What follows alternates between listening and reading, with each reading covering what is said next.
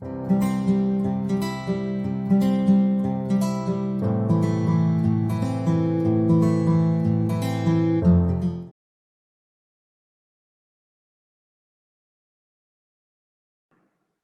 good morning, everyone, and welcome to another great school year.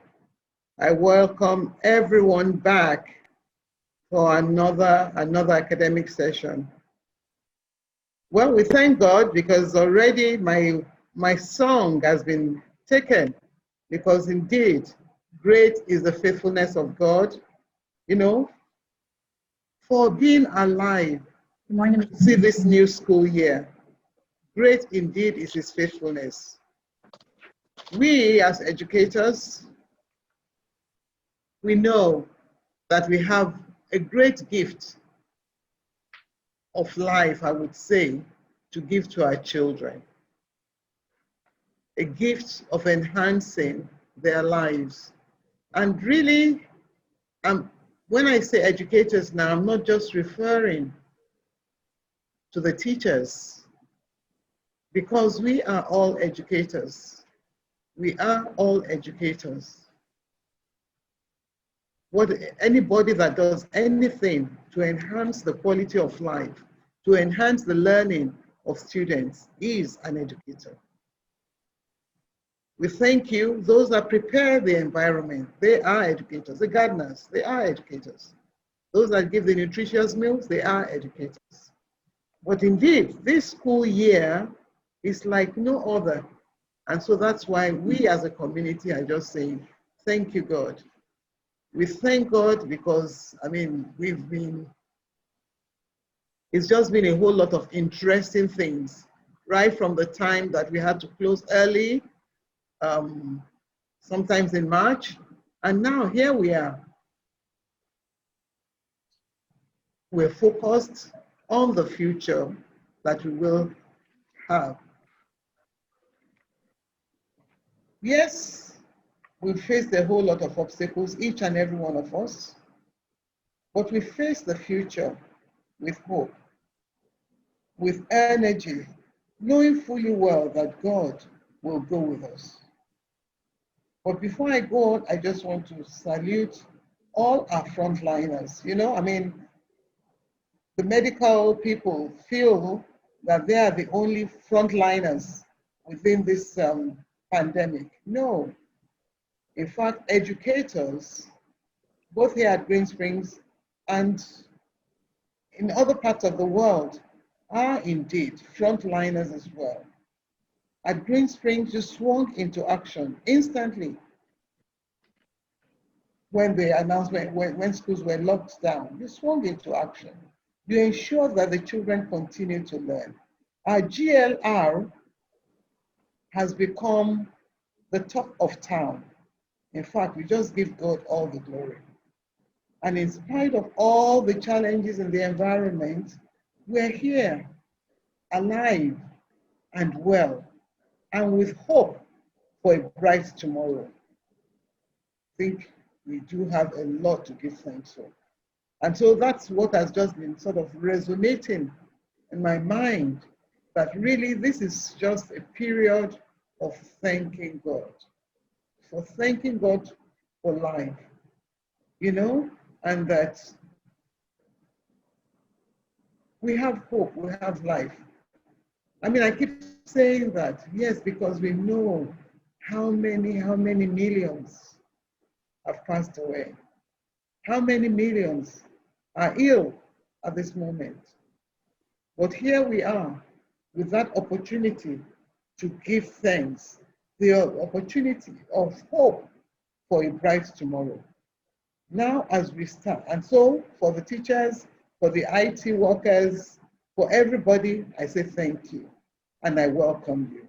And I do hope that you all had, well, a holiday. You know, I hesitate to use that word because really, I mean, we've been on lockdown for so long, we've been away from school for so long that, I mean, we've almost, you know, even forgotten how other people look. But please, as you meet your colleagues today, say hello to them. Of course, you must ensure that you keep social distance, at least 6 feet, no hugging, and all of that. And as we go into the new term, the new school year, so the new normal is here to stay. And so we should just embrace it. We should remember all of the protocols that, I mean, the NCDC and the state government has been trying to drill into us. I mean, the whole idea is, of course, for us to become, for this to become a part of our lives, because as we've been told, the virus is not going away, not in a hurry. So we have to learn to live with it and just get on with life. And so we are facing the future bright. We are really facing it bright, and we're going to, you know, ensure that we connect every day, find ways to connect with your colleagues, find ways to connect with the children when they come in. I mean, and of course, we know that the learning has changed. The paradigm, there's a paradigm shift on about how we learn. It has changed for life. So what we need to do is to turn, and ensure that we embrace this change, so that our school shall become the very best. And so, for all of our staff, you must remember all of those protocols, they are important. And we are the role models in the community. We are the role models. We don't want to have any incidents of, infection on our premises. We don't want to have that. And so we stand as role models, and we continue to do the needful, and we continue to support the children, support their learning, support their health, healthy living, ensure that they imbibe the culture. And remember, we are the role models. Never you forget that. Wear your mask with pride. Do the needful in terms of the hygiene processes, and ensure that we all stay safe, and that Greensprings continues to stand out as a school of excellence. As I said earlier, we are all part of this excellence.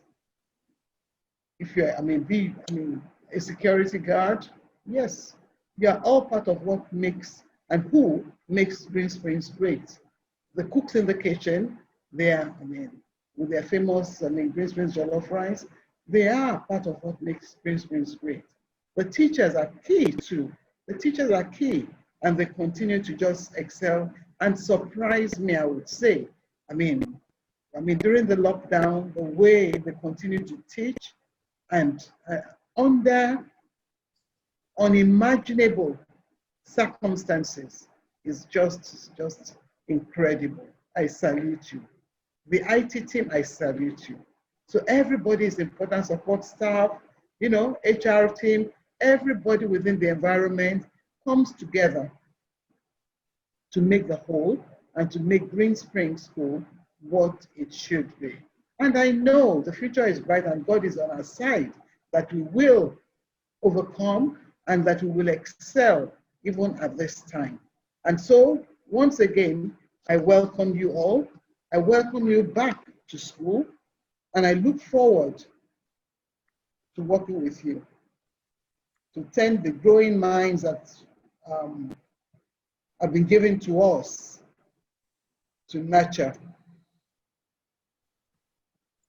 And it is amazing that, within our community, there's so much we can give. And I believe you are ready. You are ready, you are empowered to even give much more than you can even imagine. So you have my gratitude, you have my support, even as we strive to guide each and every one of our students on a pathway to success and press forward to be the very best school. So I wish you all a great new school year.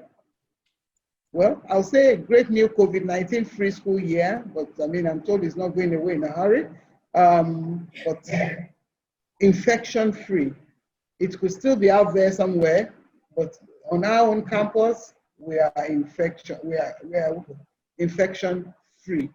So I still want us to remain in the mode of Thanksgiving, to appreciate all those teachers that made us proud. They made us proud. The IB result was fantastic, and the IGCSE result was fantastic. And maybe what I even want to say concerning all of this is that it shows the level of preparedness. Because really, the criteria used to judge this, we know that the children did not write any exam, but it was based on all of the things that had been done.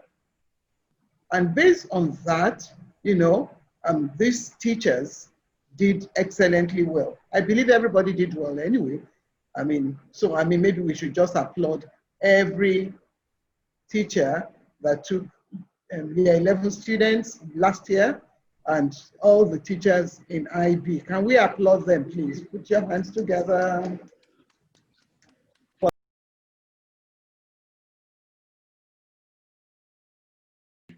Again, I just want to welcome everyone back to this session and talk a little bit about the learning process. And this is for everyone who's listening, because like Mrs. Koiki mentioned, everybody's a teacher. We're all very involved in this active learning process.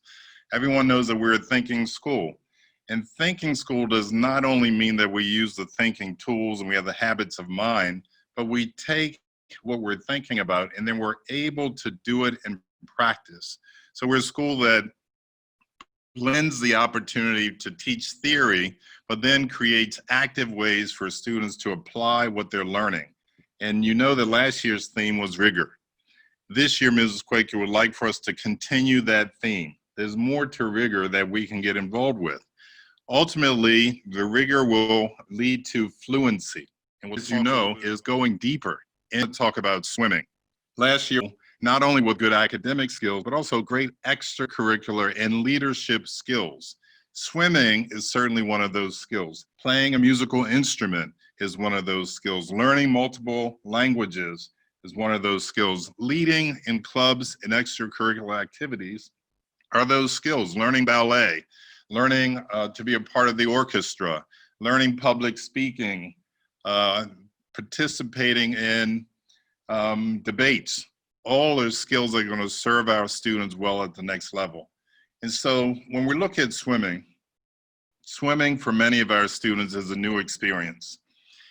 When students are in the water, and we know that the water is 2/3 of the earth, the water is a whole different environment. It requires students and adults to think differently. It's a different orientation. You have to become comfortable with the water. You have to understand that the water is for you. I don't think God would make 2/3 of the earth water and not expect us to see it as something that's for us. But in the teaching and learning process, if teachers are teaching children to swim, they have to teach them the proper technique. Learning that proper technique and then having an opportunity to practice, and then get more instruction and practice some more builds confidence in students.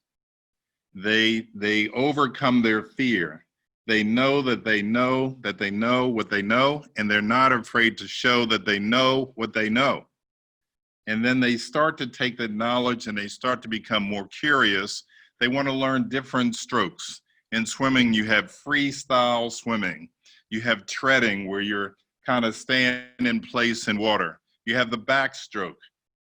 You have the breaststroke. You have the butterfly stroke. There are a lot of things to master. And as students and as adults, as we begin to master things, as we begin to say that I know this, and I can show you that I know this, then we start to really understand the importance of rigor. We start to understand the importance of learning. We start to understand the importance of being able to demonstrate what it is that we can do. And so last year, when we challenged everyone to go into rigor, we meant really that we want students and everyone to know more by pushing harder and learning smarter, but opening up things to be exposed to more at a deeper level. And so when we look at swimming, learning the strokes being in the water, becoming comfortable, building that confidence. These are things that teachers do every day in the classroom for students. Expose them to different things, different techniques, build their confidence, help them to overcome their fear.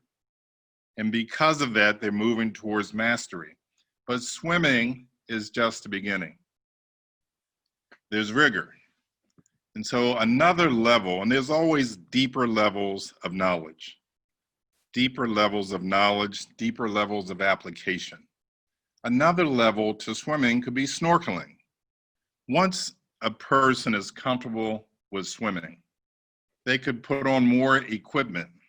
A snorkeling mask and fins, as you see here in the picture, allows people to swim basically on the top of the water, no matter how deep the water is, and be able to see what's in the water and to breathe nonstop. Because when you're swimming, you have to pace your breathing, you have to do all that. When you put on a snorkeling mask, you're able to keep your head in the water and see all of God's glory. All of the fish, all of the coral, all of the, the big mammals, the whales, the little teeny minnows, and to see all of the glory that God has made for us to see. It wouldn't be there if it weren't for us to enjoy it. So snorkeling is a different level of rigor. It's a different level.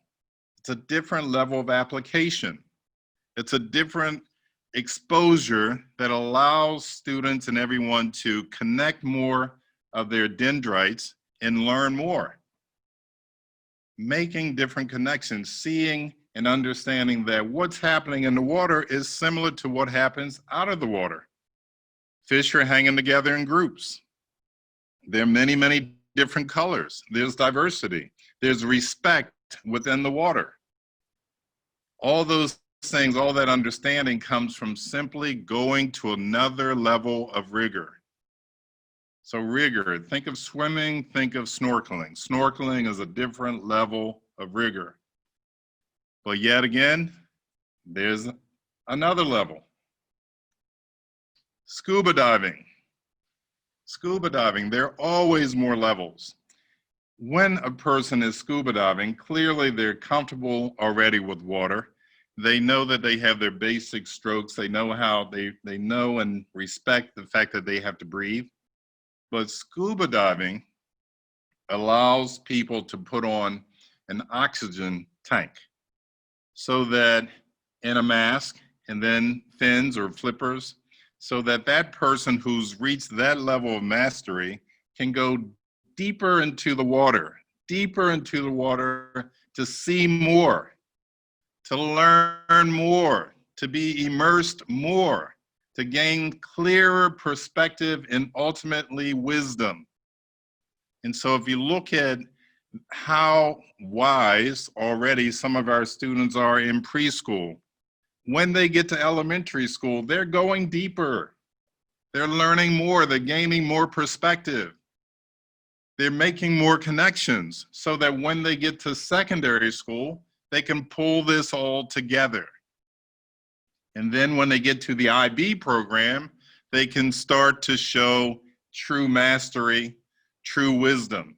So we look at this boy or girl who's in the scuba diving outfit.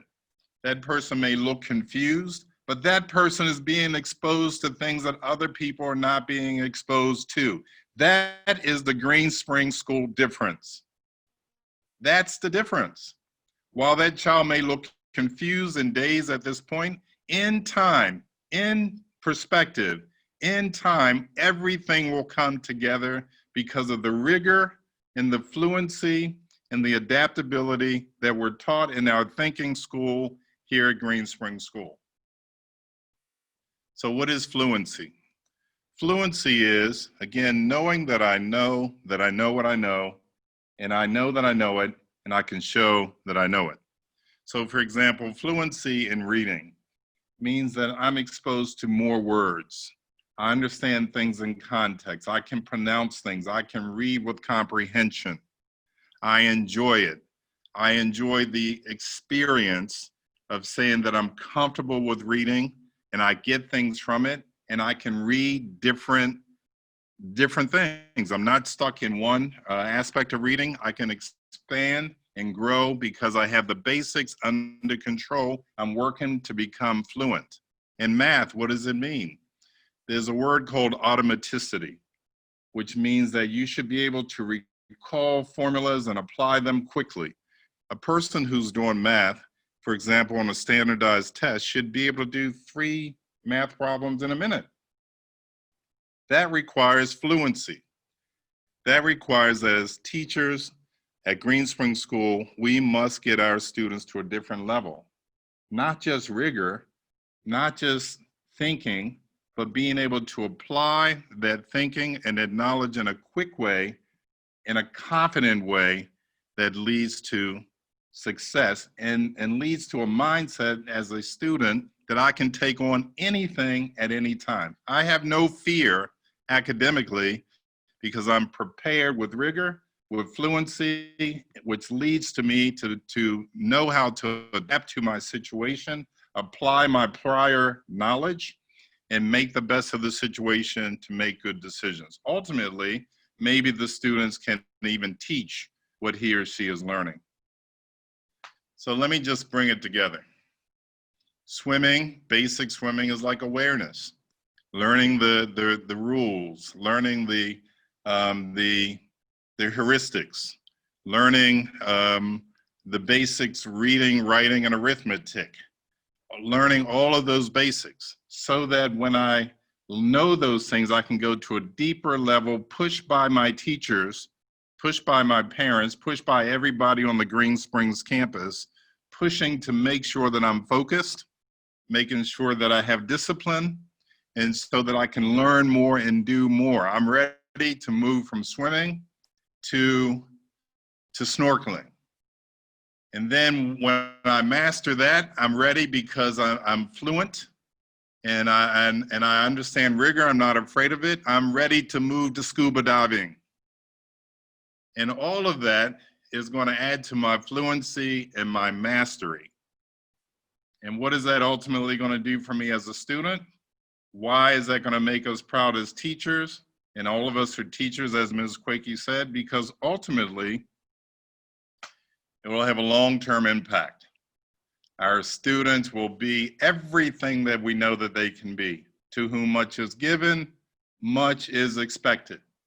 When we listen to all of the graduations at the different section levels, we listen to the genius that those students presented to us.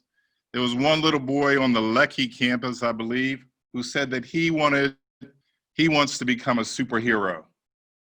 Who would have known a week later or 2 weeks later, our superhero, Black Panther, died. We need that little boy to become a superhero. We had many, many students. I was amazed at the number of students on the Anthony campus at every level who wanted to become a doctor.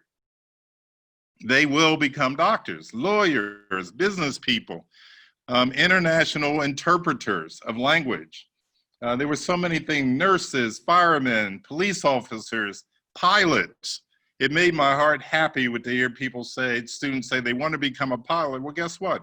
We have air and sea laboratories. Go into the laboratory and learn how to fly a plane. And so that's what we're all about. That's what we're about, this rigor in everything we do. If we're going to play sports, we're playing to win. We're also playing for camaraderie and to be good citizens and all those things, but we also want to win. The long-term impact of our focus on rigor, fluency, thinking is that we will create and provide opportunities for our students to excel in life. And ultimately, that's why we're here. That's what child-centered means.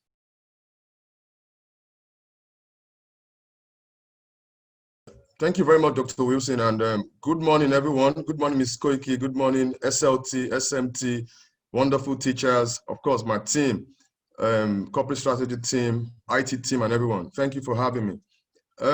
So first and foremost, I think the situation with that working together and playing together is, yes, you said we don't play enough, but I think there's a mentality generally in the society that says business before pleasure. So I want to change that a bit so we can see things differently, because sometimes perspective is all you need to change your mindset. So imagine, for me, what I say, I call it, it's a pleasure doing business. So it's like you're capturing two in one. So instead of business before pleasure, you're saying it's a pleasure doing business. So with that, you're able to find work or find play in your work. Right? What does social media do for us? It gives us that brand awareness, because the two ways people come to school these days is through websites and word of mouth. And today's word of mouth is on social media. So we are owning that space, and amongst all the school, we are number one. But you know, number one is not always good enough, because better will always trump best. So we want to still stay ahead, and we need your support. We need your raving fan. We need your energy. And obviously, we need your play as well. You already said it. Adults will start playing. And the playing can start with even playing games, normal board games together as adults, as students. I mean, not as students, as colleagues. I remember when they had fun day sometime. I played chess with one of a staff in Anthony, and we had fun. We had a nice time, and in fact, we went on social media to throw a bit of banter. So I think I posted something on social media about the chess game, and he went there and commented that you beat me today, but we're going to play again. I was like, LOL. There was this whole vibe, you know, from playing just a game of chess, the giant chess. So it can be Ludo, it can be Snake and Ladder, Monopoly, anything basic. But we just have to remember that we play, because we all play outside in any case. But can we start playing inwards, right? We play outside. I know I see some people, that our staff, and I enjoy when I watch their status or their Instagram pages. They play already nicely, but let's start playing together more often, because some already play together. And we can I think I'll just say simply, let's at least try and listen more to our colleagues. Let's listen more and reach out. Okay, I already have a challenge for chess. Mr. Oikena is challenging me for chess already. He's getting excited already. You know, on the comments, I can see it. Mr. Oikena is challenging me to chess. I just saw it now. Yeah, accept the challenge. Okay, so back to you, Dr. Wilson. So like I said, how can we, so I think we just need to listen more to our colleagues and reach out to our colleagues. Some people, all they need is just reach out to them. Stop and say, how are you doing? That can start a conversation. I engage staff randomly, and it's not just about work. Sometimes I ask, what's going on with you? I can have chat enough about, I want to know your personal life. Do you have a boyfriend? Do you have a girlfriend? What's going on? Those kind of extra chats. Sometimes important, but you must have boundaries in everything you do, really. But let's, in one sentence, I would say, let's reach out to our colleagues and also have a listening ear to each other. That will help go a long way.